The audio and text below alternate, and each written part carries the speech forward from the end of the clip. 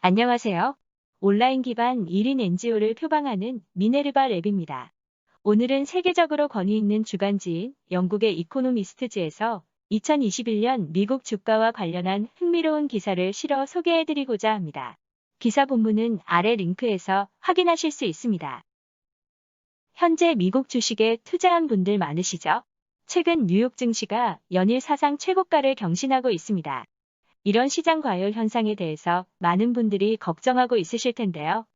이코노미스트지는 여러 우려에도 불구하고 2021년 주가가 한동안 더 상승할 것으로 전망하였습니다. 기사에서는 이러한 결론을 내린 4가지 근거를 제시하였는데 지금부터 하나씩 설명드리겠습니다. 첫째, 지난 대선에 당선된 미국의 차기 행정부가 대규모 재정 부양책을 계획하고 있기 때문입니다. 특히 경기 부양책에 호의적인 민주당이 대선뿐만 아니라 상원도 장악하여 추가적으로 상당 수준의 경기 부양책이 예상됩니다.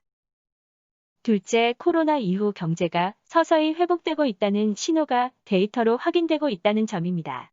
양대 세계 경제대국인 미국과 중국의 2020년 하반기 경제 실적은 기대보다 훨씬 좋았습니다. 특히 당초 예상보다 훨씬 빠른 속도로 백신이 개발 보급되고 있는 점도 주목할 필요가 있습니다.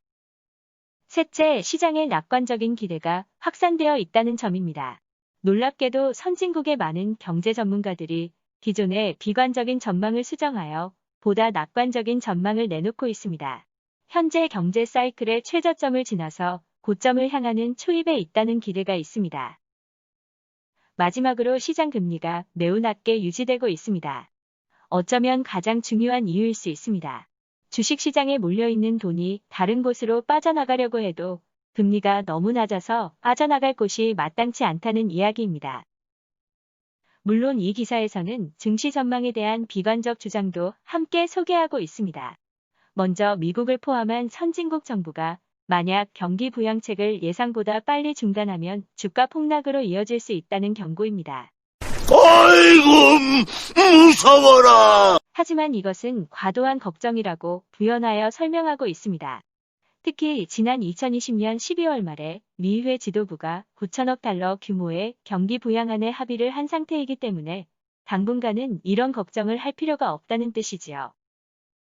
두 번째 위협 요인은 바로 물가입니다. 물가가 급격하게 올라가면 정부는 기준금리를 인상할 수밖에 없기 때문에 급격한 시장 금리 인상으로 인한 주가 폭락이 있을 수 있다는 점입니다.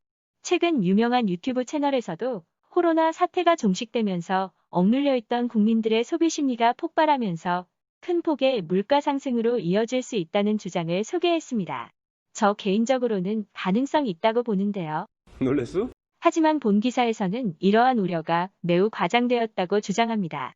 그 근거로 정부의 기준금리가 인상된다고 하더라도 시장의 금리가 동반 상승할 가능성은 낮다고 합니다.